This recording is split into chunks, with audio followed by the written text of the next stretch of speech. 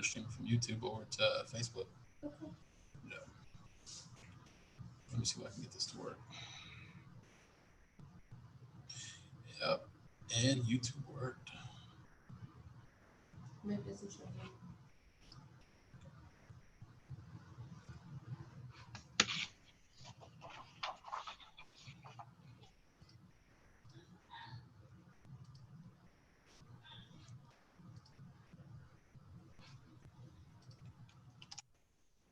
Here, let me jump off and then see. No, it's in the work right now. Okay. It's just there's like a 10-second. There's a 10-second lag. See? And now we're on. All right, so we're live on YouTube. Mike, I'm gonna get the link over to Facebook, and then we will be up and running.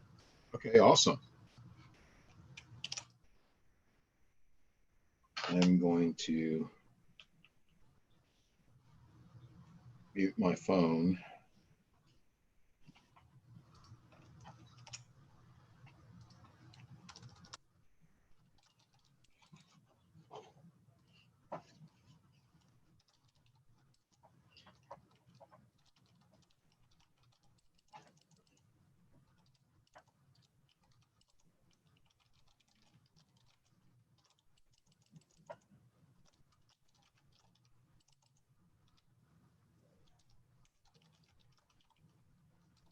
Do you guys get busy around month end as well, Mike?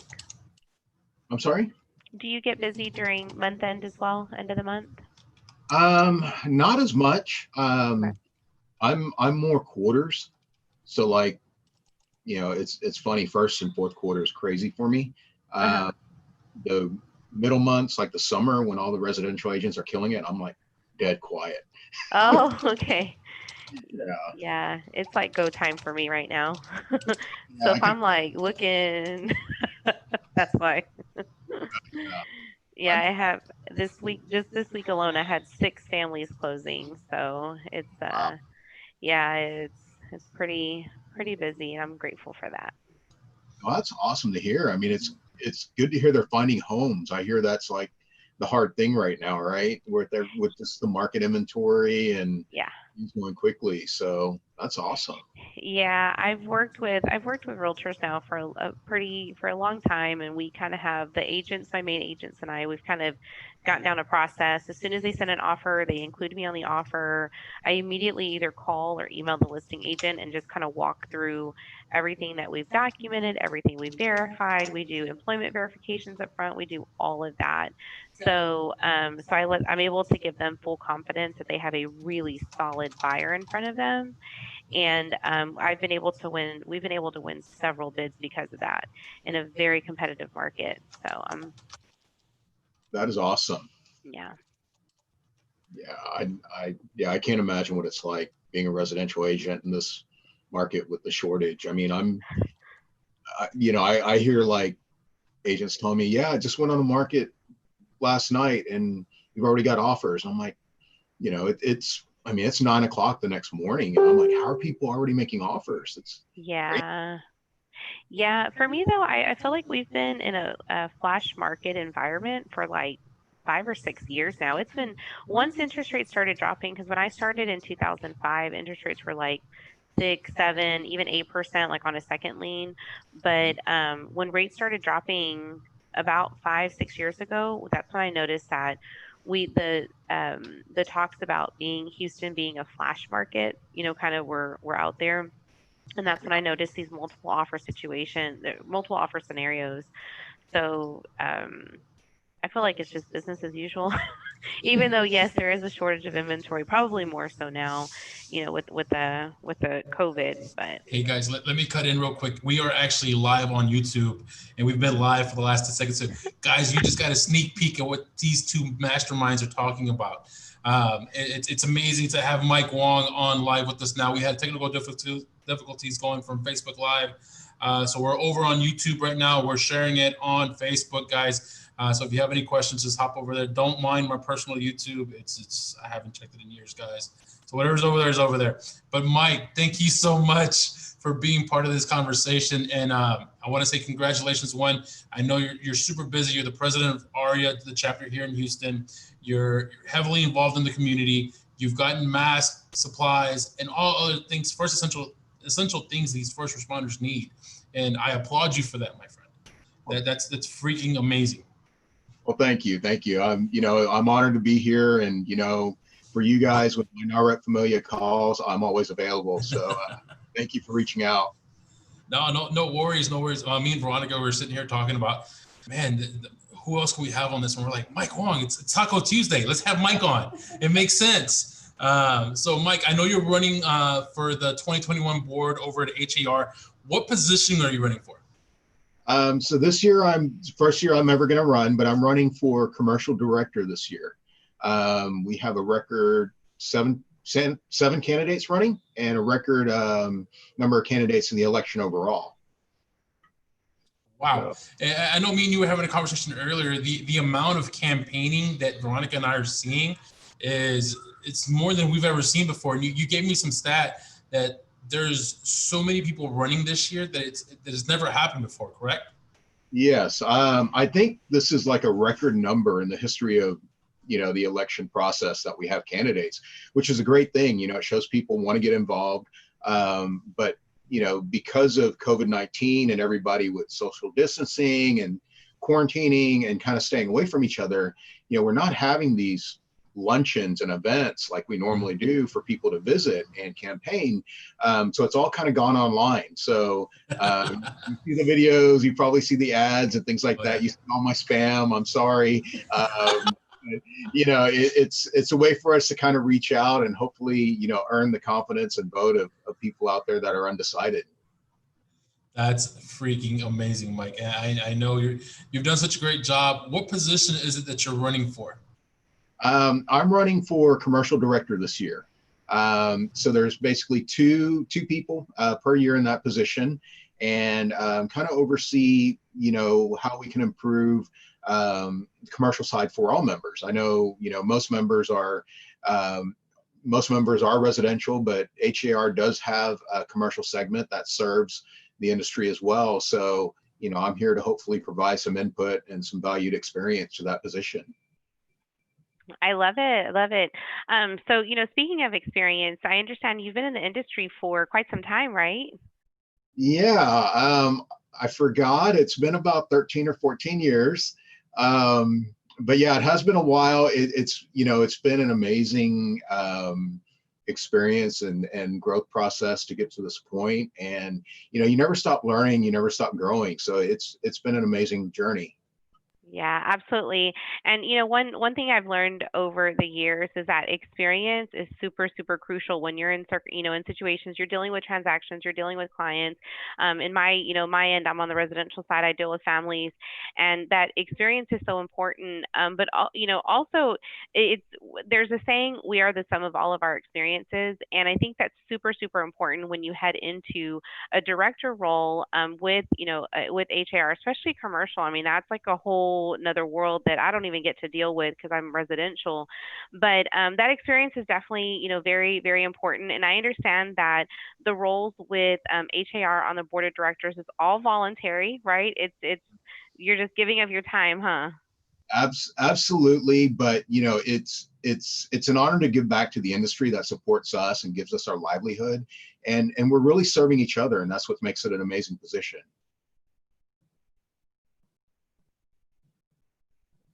I think he's still trying to unmute himself. Yeah, sorry about that. Today is not my day with technology. For some reason, I can't get it to work on Facebook. I can't get it unmuted. But Mike, I know that you're heavily involved in ARIA, but you've always been there to support NAREP Houston, and we appreciate you for that. Now, with NAREP's upcoming national conference, I'm super excited about. Have you had a chance to look at any of the speakers at that conference? Does anyone stick out to you that you would be excited to listen to? I haven't, but the keynote speakers every year just always blow me away. I mean, even the keynote speaker at your local Houston gala just kind of blew me away. And so, every conference, every event, whether it's local or national, you guys are always like bringing top-notch information and speakers. So I look forward to it. I can't wait. Yeah, it's going to be actually a 3-day event this year, just because of the whole COVID situation. Of course, we can't have these in-person events that we're all used to, where we can go out networking. But NAREP has seen and heard that everyone wants something different. So we're not doing a Zoom meeting. We're not doing a pre-recorded conference. It's actually going to be a live produced event, and the producer is actually an Emmy award-winning producer. The keynote, there's 3 different days, and each day has a different theme. We've never done this before either. So the first day is going to be all about mindset. And we brought in Deepak Chopra for that first day. The second day is going to be all about sales mastery, of course. And we have all 3 Ferry brothers on one stage. That's never happened. And then the last day, of course, I'll let Veronica jump in here. Nellie Galan is such an amazing speaker. She's the one that's always saying, hey, stop buying shoes, buy buildings. And I know Veronica really likes her and enjoys her a lot.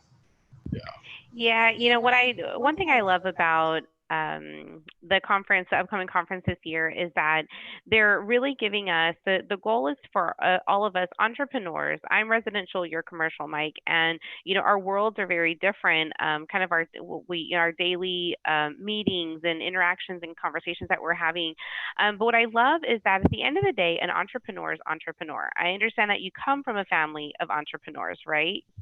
I do. It's ingrained in me, and it's kind of my work ethic and habit. All comes from the way I was raised and grew up. What I watched my family go through. Yeah, absolutely. Well, what's exciting is that day one, having Deepak Chopra come in and really talk to us about mindset, it's something that I've been very intentional with this year. I love, one of my biggest mentors that I follow on all platforms, social media, books, all of it is John Maxwell, and he talks about the law of intentionality, is that you have to be intentional. And I've been trying to be more intentional with how I start my day. I think that's really important. Getting my mind right to tackle the rest of the day, because our days are very stressful in this industry. It's kind of a roller coaster of emotions all day long, every day. I'm always curious how a top producer, someone that is so respected, such as yourself, guys, when y'all meet Mike, I mean, you just instantly feel like he's family. Seriously, he feels like he's your long lost cousin that you just never knew about, but now you're instantly connected with him. How do you start your day? What do you do to start your day, to get your mind right and to really get ready to tackle the day and the week? Well, personally for me, it's my mindset's gratitude, and that took a long time for me to practice because I thought I had to have more to be thankful, and what I realized was I have everything I need. I don't look at success or accomplishments as physical items. I look at and appreciate what I already have and what I've accomplished. So each morning for me, it's gratitude and prayer. It's meditation, just to make sure that I wake up and with a servant heart, and I'm really looking out for others and putting everybody before myself. I made a good life for myself, and I'm happy where I am. So I feel like, that's not the focus for me. It's the focus of what can I do for somebody else today. See, guys, that's why we all love Mike Wong. Like, seriously, doesn't get better than that. We just love your servant leader heart. We love how you're just, like you said, you have this mindset of gratitude, and it definitely shows and in your interactions. And you show us that, just because we're in business doesn't mean that we can't be kind and we can't be respectful to each other, and we can't be, just treating each other like people. What do you want to add, Charles? I think you hit it all right there. And I really appreciate everyone's patience today. Mike, I'm so sorry. I'm just trying to go into my YouTube and block some videos from like 2005. So I'm being honest here. I'm just cleaning that up real quick. No, but I really appreciate that. Mindset is everything. I know me and Veronica, we try to do that as well. As far as waking up early, meditating, I like to read a book every now and then in the mornings just to get my mind right. Because if I don't get my mind right, the rest of the day is not going to be right. And so that's so important with mindset. And that's what Deepak Chopra's going to talk about. He has a couple of videos out on YouTube, guys. Watch him, learn a little bit about him. But by all means, if you have any questions on the conference itself, reach out to myself, Veronica. We're more than happy to help with any of that. But going back to Mike in the current race over for the HAR board, Mike, how do the HAR members vote? I know everything was emailed out. I've heard of some people having issues finding that email. Is there anything that they could do or make it easier for them to vote? Do they have to fill the whole ballot out, or can they just vote for people they know? How does it actually work, the process itself? Yeah, so ballots went out yesterday, and the company polling is going to be called Big Pulse. And actually, the subject of the email is Big Pulse HAR official ballot. I was anxiously waiting yesterday. A lot of friends were messaging me and sending me screenshots saying they voted for me. And I thought, well, my last name's Wong. Maybe I'm going to be at the very end of that email and getting those. Mine was actually buried in my spam. And so I had to go in there and look. I found it in the afternoon. When I walked around my office, a lot of people didn't get it, and they're finding it in their spam. So check there. If not, contact HAR. I think there's an email that we can post later for, I think it's election@HAR, where you can reach out if you didn't get your email. I know some people actually accidentally cleared their spam midday, and so they lost their ballot, and they had to request a new one. But it's a long ballot. It's funny. I'm at the very, very bottom before you click submit. So I tell everybody, you can't enter that ballot until you click my name and then click submit. It's right there.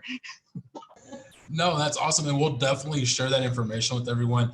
We'll come back and repost the video again and repost the live, and then we'll put it in there. If there's a contact that we need to have out there for someone having issues with the ballot, get with that person, guys. Just make sure your vote counts. It's like Mike told me before the live, this election is completely different from any election before, just because of the number of candidates that are currently running. And what these guys do is they give up their time. They don't get paid for this. They're doing it to better your association, to be a part of your association, to be your voice. So guys, make sure your vote counts. That's the biggest thing. Veronica, do you want to add anything else to this? Yeah, so one thing that we love to learn more about is entrepreneurship, right? Even though we have two different worlds, we come from the world of sales and entrepreneurs, and even though I work for a company, at the end of the day, you're dealing with Veronica Martinez Incorporated. Anything that you're doing with me. Tell us a little bit, Mike. You come from an entrepreneurial background. I'm a people person. I love getting down to the who are you and why are you like that. So tell us a little bit about your background. Why did you become an entrepreneur? One time I got to sit next to you at a luncheon. I learned a little bit more about you, and you actually you didn't go to college like for sales. It was actually for something completely different. And here you are as an entrepreneur. Tell us a little bit about your background. I love hearing the story about your parents. It just makes me just so happy to hear. Who are you? Who is Mike Wong? Okay. Well, for those who don't know, I grew up in a grocery store. My parents ran a grocery store for most of my life. I was there for 32 years. My dad said I was born 6 weeks before he started the grocery business. And so, I grew up in that store. Customers were family. They watched me grow up. They fed my family when, we worked all day and we had to stay after to clean and get ready for the next day. So, watching my parents, every day of the week, they worked open to close. It didn't matter if there was bad weather. It didn't matter if they were sick. It didn't matter if there were holidays. They just worked. And so, when growing up and watching that, it gave me the work ethic I have. And so when I started real estate, I didn't know any better. I joined an office. I got there at 9 o'clock and I stayed till 7. And I was like, I'm not done yet. I got to clean up. I got to learn. I got to get ready for the next day. And next thing I know, it's 2 o'clock in the morning or 3 o'clock in the morning, and I'm still at the office. So that was my first, I want to say 3 or 4 years. And then I realized I need to tone down if I'm gonna last the whole career in this industry, right? But you mentioned college. College for me, ever since I was little, my mom drove me through these neighborhoods and she showed me all these fancy houses. And she asked me, she's like, don't you want to be a doctor? Doctors live in those houses. And I was like, no, I want to draw those houses. I want to design the houses for the doctors. And so ever since I was a child, I wanted to be an architect. And so that was my college education, was architecture, construction management. And so I learned the trade, and about my second or third year in college, I realized, hey, I want to be a developer. I don't really want to draw and do all this. I want to actually build it. I want to be that true entrepreneur. And but I didn't want to change majors. I didn't want to tell my parents I messed up and picked the wrong thing. So I finished up and came out and started architecture and got out as quick as I could, and found my way into this industry, which I love.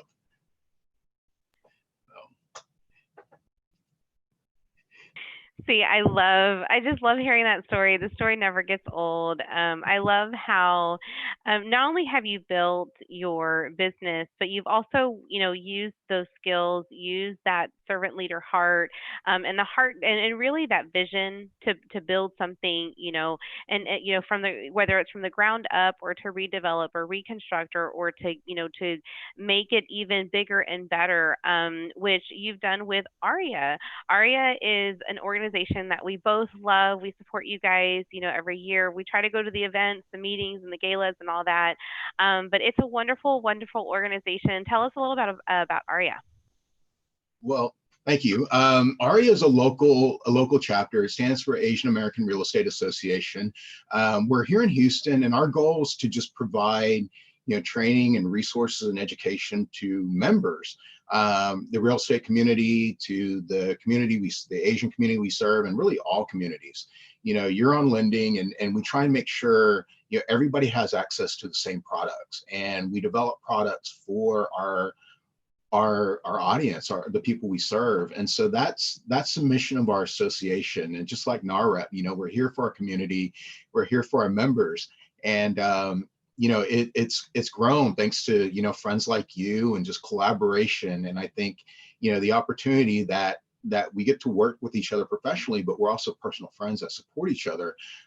It's amazing how we're starting to see our members kind of, I want to say that, I can't think of the word, but maybe like cross-pollinate through all these various associations together. And it's good. It just shows how close we are as friends and family in this industry.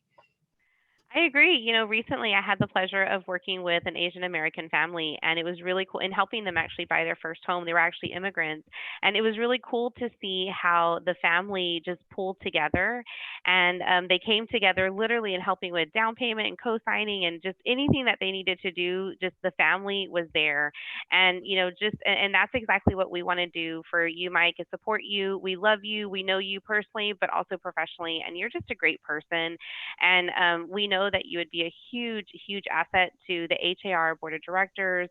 We're definitely rooting you on. Hopefully you get that position. You've definitely earned it. Charles, is there anything else that you wanted to add? No, I think that's exactly right. You've definitely put in the work. You've cut your teeth in this business, and you definitely have earned my respect, not only as a colleague, but as a friend.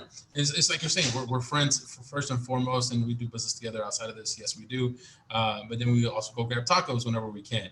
So it is what it is. But Mike, I appreciate you for coming on here, telling us a little bit about what it is you're running for it.